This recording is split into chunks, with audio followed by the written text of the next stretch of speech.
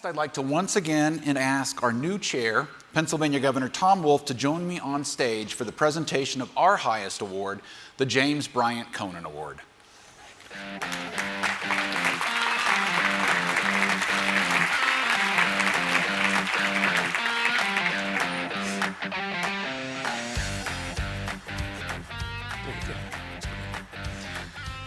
We are very excited with the James Bryant Conant Award this year because we have a very amazing individual who was nominated.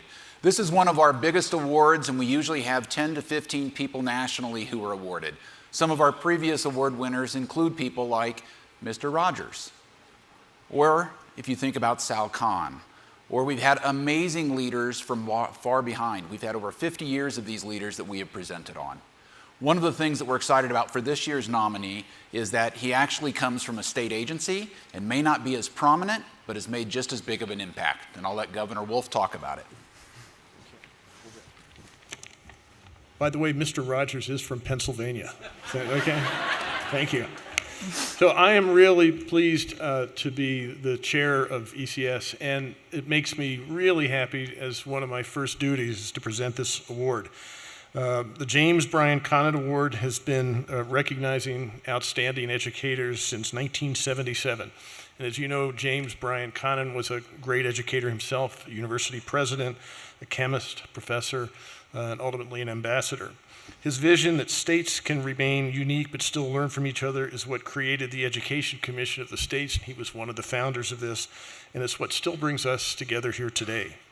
So it is in his honor that this award is named, and we've had a few memorable honorees, as Jeremy pointed out. Among the others, including Mr. Rogers, is Carl Perkins, Marion Wright Edelman, Thurgood Marshall, and of course, as you said, Sal Khan.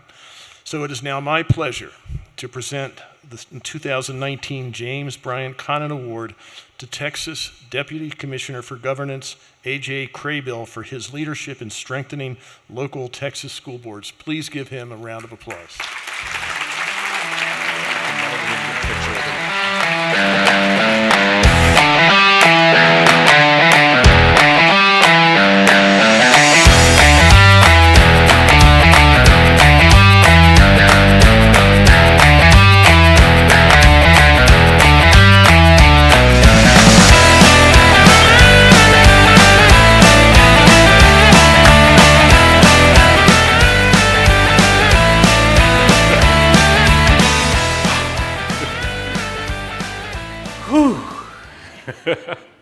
Thank you so much, Commission.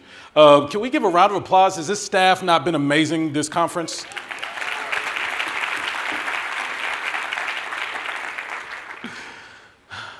Student outcomes don't change until adult behaviors change. Student outcomes don't change until adult behaviors change. These words begin an amazing and unique journey, the Lone Star Governance Seminar and our coaching system. And they represent a commitment between us and the students we serve to be constantly willing as adults to be analyzing and reevaluating our behaviors to find ways for them to be more tightly aligned with improvements in student outcomes. This is the journey that I want to take you on a little bit today to share some of what we've been doing. Unfortunately, across the nation, many of us have given up on what's possible for school boards. We have come to this belief that maybe they need to be endured, but that there's not really a willingness on their part to change or maybe a capacity to change. But our experience says something different entirely. That through the work that we've done, we have seen a path forward, a path for school board members and school boards become deeply entrenched in the work of improving student outcomes. It's the path that's available to any state that has the courage to pursue it. But the work of student outcomes improvement through adult behavior change is not a simple one, because adult behavior change does not come easily. In our work, we've identified 3 key drivers of adult behavior change. The first of those drivers we refer to as knowledge. And what knowledge is, it's what we know about a key topic. And knowledge is a driver of adult behavior change. The more I know about something, the more I can realign my behaviors with that knowledge. If my aspiration is to teach senior English, but I don't actually know anything about English, then that gives rise to one set of adult behaviors. But as I gain expertise and I begin to master the knowledge around English, my adult behaviors can change. Knowledge is a driver of adult behavior change. But of the three, it's the smallest. It's necessary, but it's also entirely insufficient.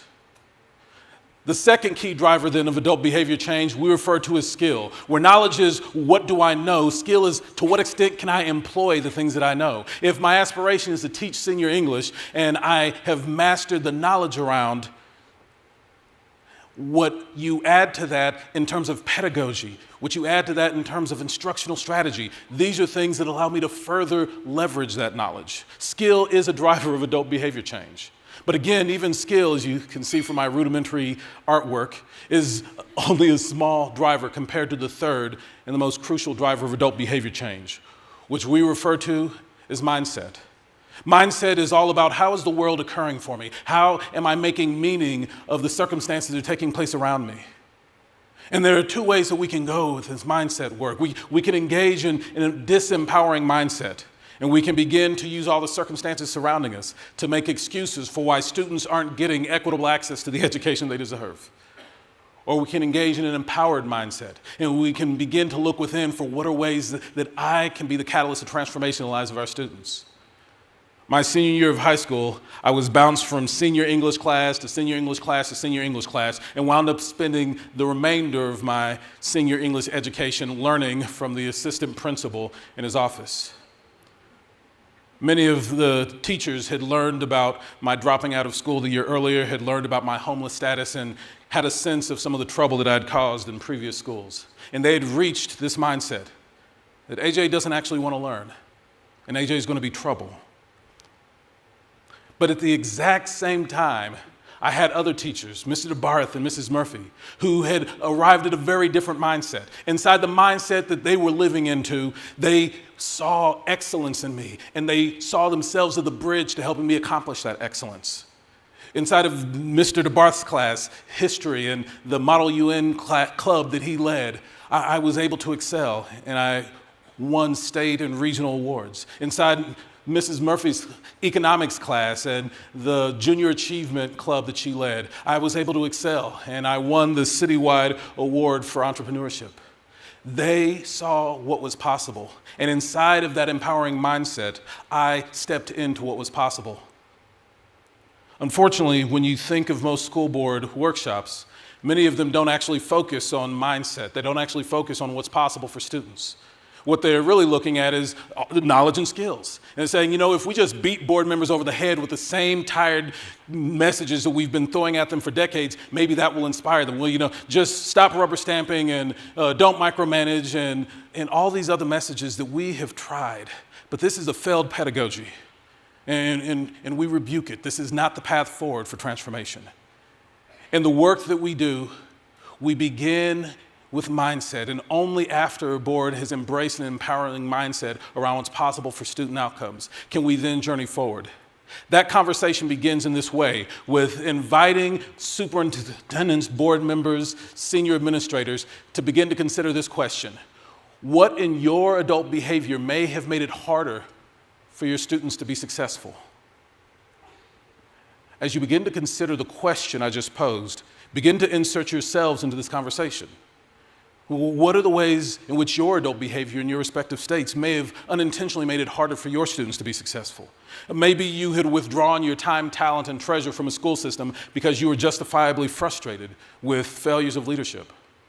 Maybe there is someone speaking poorly about public education, and you chose to remain silent because it was more comfortable to ignore it.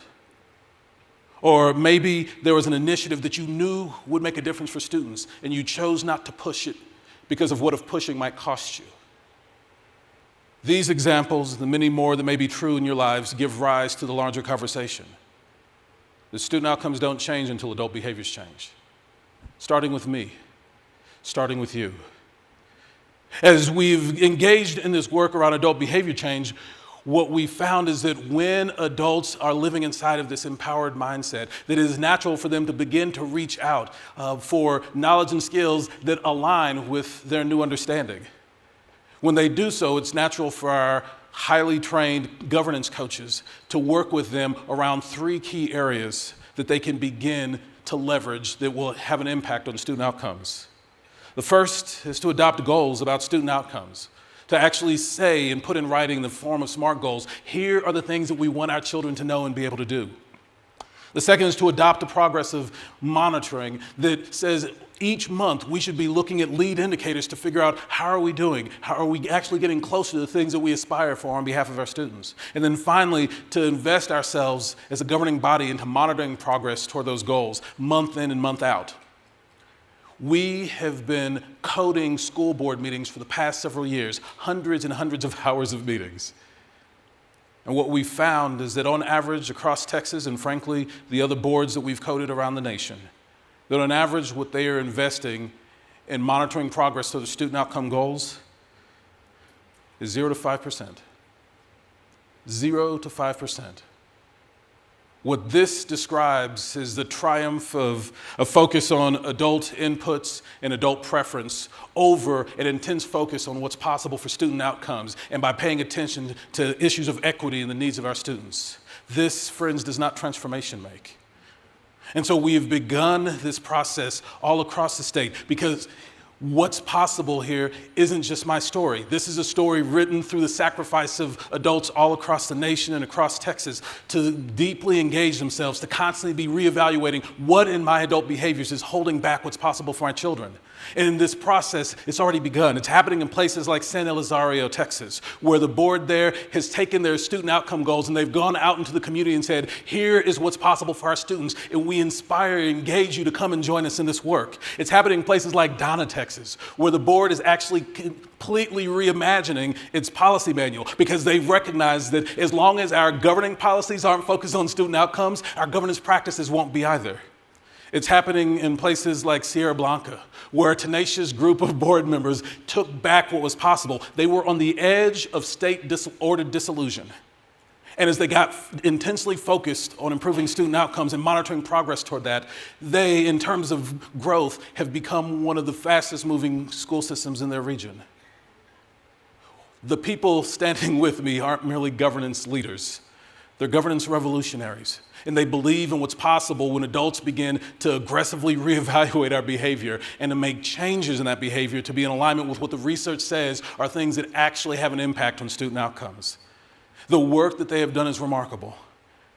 But it's not work that belongs to merely us. It's a revolution that can be inspired all across the nation. A work that has us call for a 50% focus of every board meeting. Imagine what it would be like if all the school board meetings in your communities were actually investing half of their time every month in monitoring progress towards SMART student outcome goals. Imagine what it would be like if instead of this glorification of adult inputs and busy spending all their time talking about construction, all their time talking about cheerleader outfits, talking about stadiums and jumbotrons, what would it be like if boards got deeply invested in saying, here are the things we aspire to on behalf of our scholars?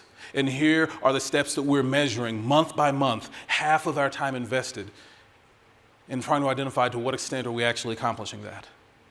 That is the vision that we bring forward. That's what we mean when we say that student outcomes don't change until adult behaviors change. Today, we invite you to be a part of this governance revolution with us.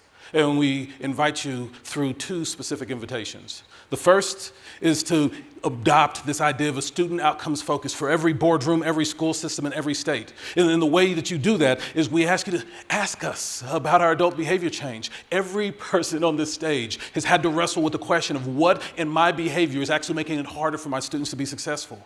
And as they've wrestled that, it's created an opening in their actions, an opening in their adult behaviors to become deeply invested in improving outcomes for the students that they serve. Ask us about our adult behavior change and the challenging journey that's presented.